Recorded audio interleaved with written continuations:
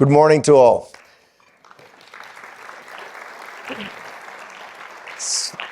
Toronto is certainly happening. That video was something. I'm pleased to be here to be part of the thoughtful and relevant discussions of this global forum. I want to thank the Global Forum team, its advisory board chair, John Beck, and members of the board, as well as the International Economic Forum of the Americas CEO, Nicolas Remillard, and the entire IEFA team for this invitation. As Governor of Puerto Rico, let me brief you on our island's economic outlook, its proven resiliency in the face of multiple obstacles, and the multiple investment projects available on our island.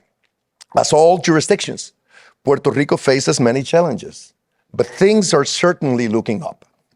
After dealing with decades of economic decline, facing the largest municipal bond debt crisis in U.S. history, suffering the devastating impact of hurricanes, earthquakes, and the global pandemic, Puerto Rico's new headlines are different, positive and forward-looking. Puerto Rico is now a place of growth and opportunity. It has a new identity. Our government has successfully restructured nearly $60 billion in government debt obligations and $70 billion in unfunded pension liabilities. We reduced our public debt service from 25% of our revenues to a more sustainable level of 6.5%. Our government pensions are now embedded in our budgets, and we're building a pension trust that will be capitalized with $10 billion in 10 years, which will guarantee all our future pension payments. The last important piece of our financial restructuring is the one dealing with the Puerto Rico Electric Power Authority's debt. This pending restructuring is challenging because it cannot adversely affect our economic development by resulting in significant increases to our already high electricity costs. In other words, like our central government, the Puerto Rico Electric Power Authority must end up with an affordable and sustainable level of debt. Eliminating the cloud of uncertainty that hovered over Puerto Rico because of our government's insolvency has been a top priority of my administration. In fact, there is increased transparency with respect to our government's fiscal position, cash on hand and single treasury account balances, and our budget to actual reporting is up to date. In less than 3 years, we have published four audited financial statements, and by the end of this year, our government will be current with its financial statements for the first time in 12 years.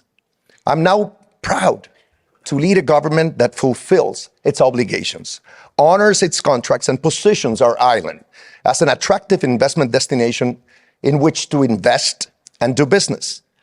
That is my vision. That is my administration's purpose, and we are implementing it.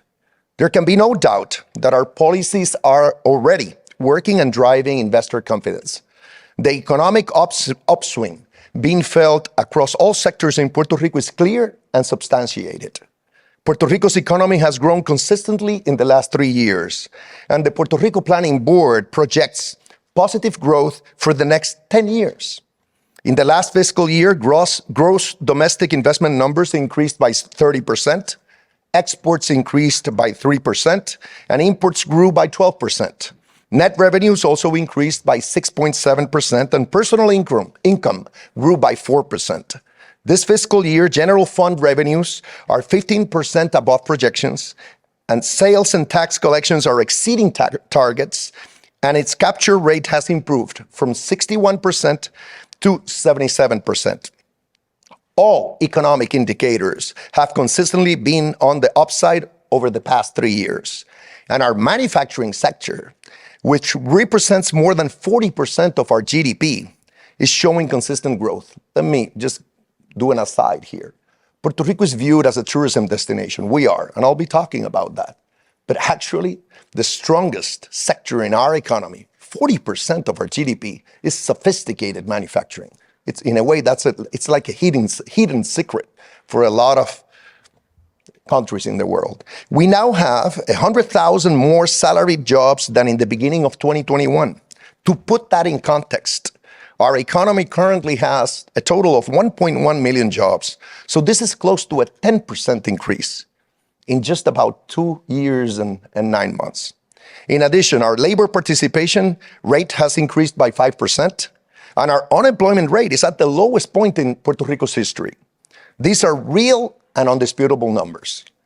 In light of global economic challenges, we have formulated an economic development framework, which consists of a multi-sectorial and multifactorial strategy intended to improve our business climate, invest in our human capital, speed up the ongoing reconstruction and modernization of our infrastructure, and improve the island's quality of life. Our approach is proving to be quite successful. As I mentioned, we have seen substantial growth in our manufacturing sector, and we continue to build on the known strengths of Puerto Rico as a leader in biosciences, aerospace, and logistics.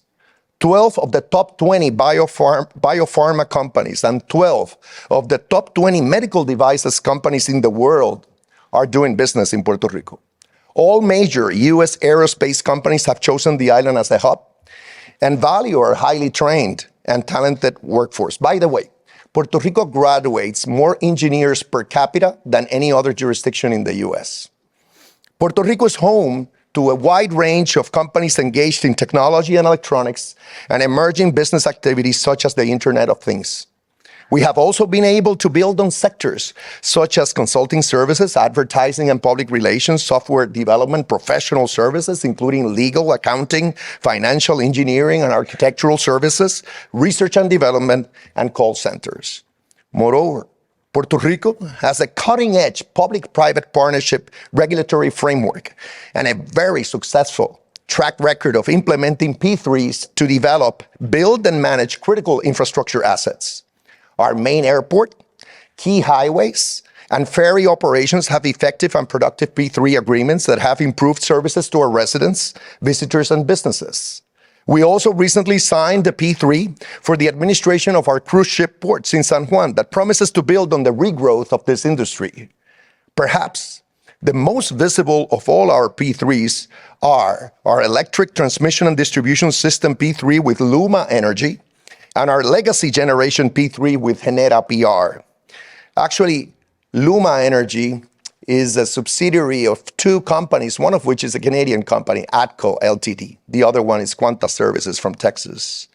These agreements are part of the total transformation of Puerto Rico's electric power system pursuant to my administration's public policy, local legislation, and the U.S. government support. As we all tackle energy challenges and opportunities, Puerto Rico is looking to lead in the renewable energy sector, with the goal of meeting 100% of our electricity generation needs from renewable sources by 2050. This is another area of great opportunity in Puerto Rico. Of course, there's plenty of sun in Puerto Rico, so it'll be mostly solar energy along with batteries. Puerto Rico has very attractive tax incentives for professionals and investors interested in relocating to our island. Actually, our individual resident investor program and our export services program both have the laudable objective of attracting new human and financial capital to Puerto Rico. Over 5,000 individual investors have taken us up on our offer, and more than 3,000 accepted businesses have created more than 35,000 jobs, with capital investments exceeding $1.2 billion and covering markets such as the US, Canada, Spain, Germany, Colombia, United Kingdom, Mexico, and India.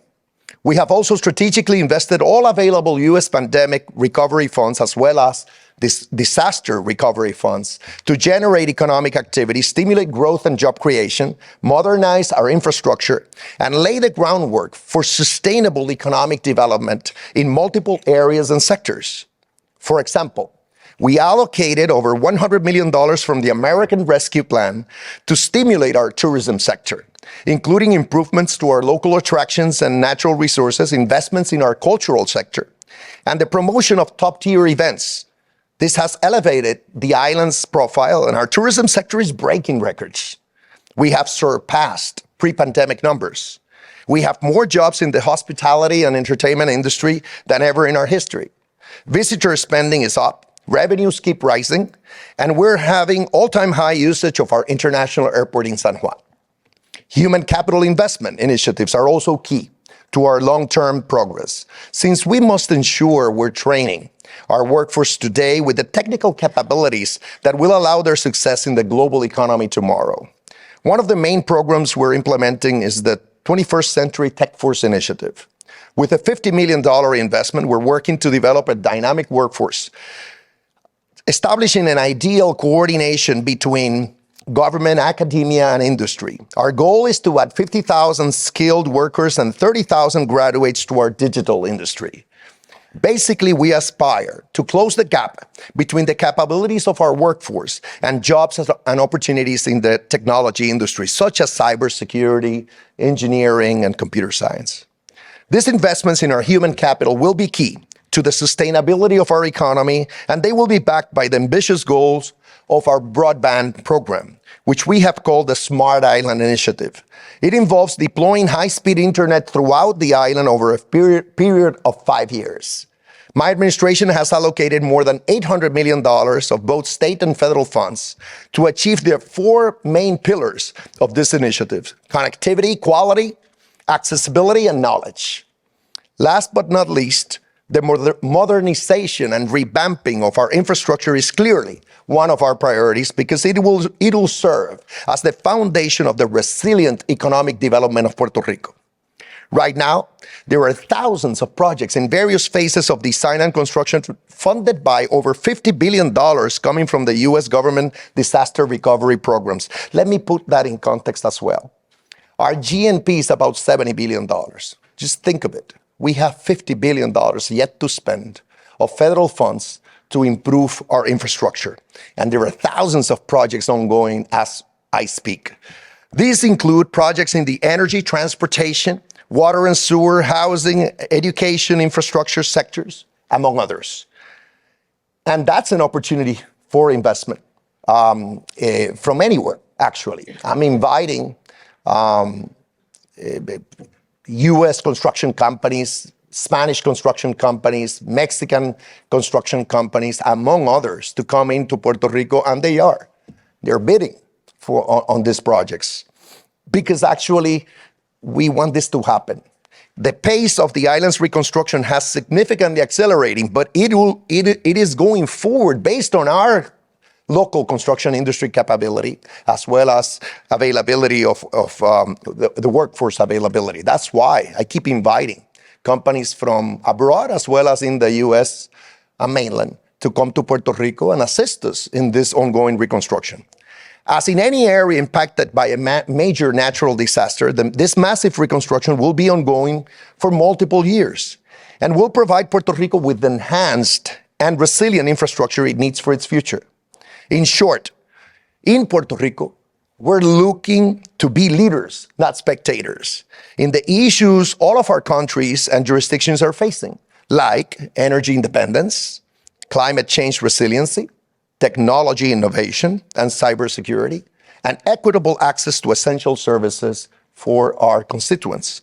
We still have a lot to do, but I am proud about all we have already achieved. I hope you will all accept my invitation to be part of the resilient, modern, economically thriving Puerto Rico of the future. Thank you very much.